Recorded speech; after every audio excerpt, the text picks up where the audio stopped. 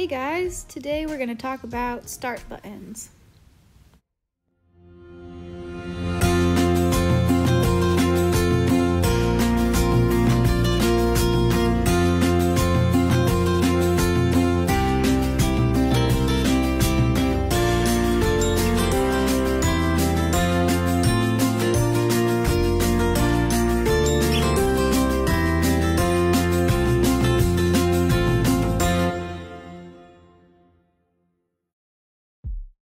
Alright, so today we're going to talk a little bit about start buttons. Start buttons are kind of a new concept to me, but I'm so excited about them. So I figured I would share them with you guys. Start buttons are something we use with positive reinforcement training. And I'll try to explain. It's a little bit of an abstract concept at first, but once you see it in action, I think you guys will really understand what's going on. So a start button is something that the horse does that will predict what happens next. So it's an effort to give the horse some control over the situation, some control over maybe what's being done to them. The start button can really be anything that works for you and works for your horse. There's not one specific thing that is a start button, and the start button can only be pushed by the horse. So you're not the one that's saying start. It's always a horse who's in control of this button. So here I'm gonna play a video of me working with my horse Penny on grooming. So Penny has really sensitive skin. She generally hates being groomed. Some days are better than others. Some seasons are better than others. But right now she's been going through a phase where she really just does not enjoy being groomed one bit. So I've been working with her on a start button so that she can have some control over the situation. So you'll see me present the brush to her to touch, and then I will groom, click, and give her a treat. So our start button here, the start button is what predicts what happens next. So when she touches the brush, I brush her. So she will start to associate touching the brush with me brushing her. And that's just going to happen through the routine. So she touches the brush, I brush, click, treat. Now, if I get to a spot where she maybe is then hesitant to touch the brush the next time, that can give me a lot of useful information. So I might have just brushed a spot that she wasn't real comfortable with, and so now she's hesitant. The other thing she could do is just not touch the brush at all. So that would tell me, she definitely wasn't comfortable with what I just did. And if she didn't touch the brush, I don't start brushing her, because that's the whole point of the start button. So the start button means she is giving me the okay to proceed with the brushing process. And you can watch her ears. She's not real 100% confident with everything, but because she knows she has some control, see there, she gave me those ears and then she wasn't 100% sure, but she did come back and touch the brush and let me continue on. So that was really good.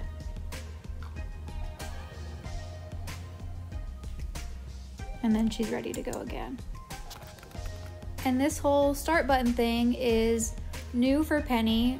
This is really the first session that we worked specifically on it in regards to grooming particularly.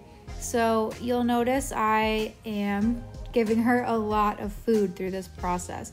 So I sometimes only give one swipe of the brush, and especially as I go over kind of a newer spot. And then I might do 2 or 3 swipes and then treat, but I'm not having her touch the brush and then trying to groom her whole body just yet, because this is new. She's still not real comfortable with it, and we're kind of working through it. So lots of happy, positive vibes for Penny, lots of treats through this, so that it becomes a bit of a more pleasant experience for her. And the other thing I will make note of that you guys have probably noticed by now is that Penny is completely loose in this paddock. She's at liberty.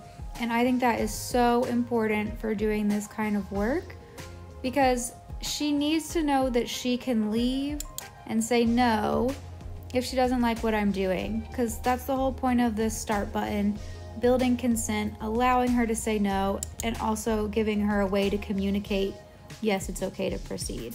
So I mentioned earlier where she was a little hesitant to touch the brush because she wasn't real thrilled with where I had just brushed before.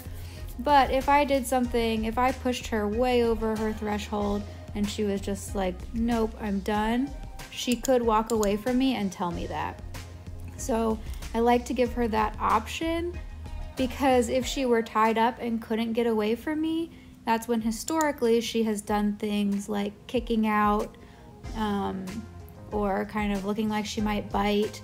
So when we don't give the horse, the subtle ways to communicate with us, even though walking away isn't totally subtle, but when we don't give them those options, then that's when we start getting, the bigger, out of the blue kind of behaviors that are so dangerous. So that's another reason to try start buttons. You can really alleviate some of those more dangerous behaviors by building in this consent. All right, the last thing I will mention is just kind of other applications for something like this. It's great for grooming. Obviously, that's what I have chosen to use it with first.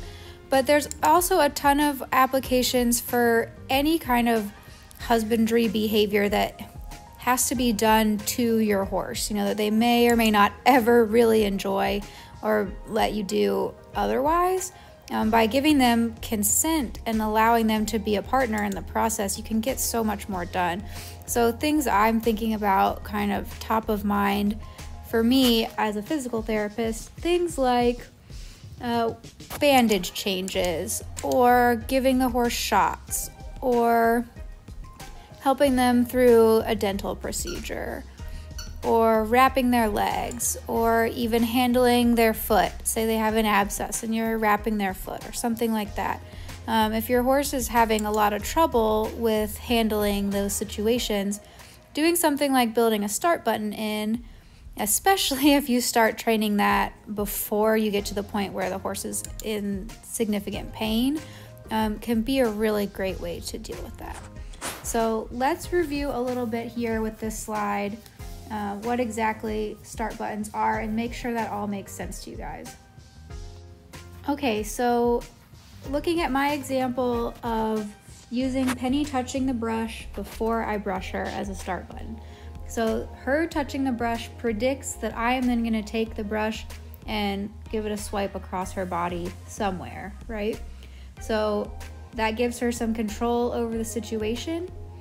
Now, the brush is what works best for me in the grooming situation, but you could use a cone, you could use your target of some sort, like some people use a buoy, you could use your gloves, you could use a hat, you could use absolutely anything that you have, but in this situation, we're grooming, so having her touch the brush is what makes the most sense for me.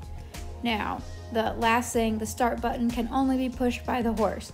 So if she walked away, sorry, I'm out of luck. I'm not going to be brushing her today. Or at that moment, I might try again later. Or if she was hesitant to touch it, that means I have to wait until she is ready and she's ready to push it. So hopefully all of that makes sense. If you guys have any questions, if you want to talk more about this, you can always reach out to me in the comments or on social media or wherever you can find me, and I'd be happy to talk with you guys through it. So thanks so much for watching, and I'll see you guys next time.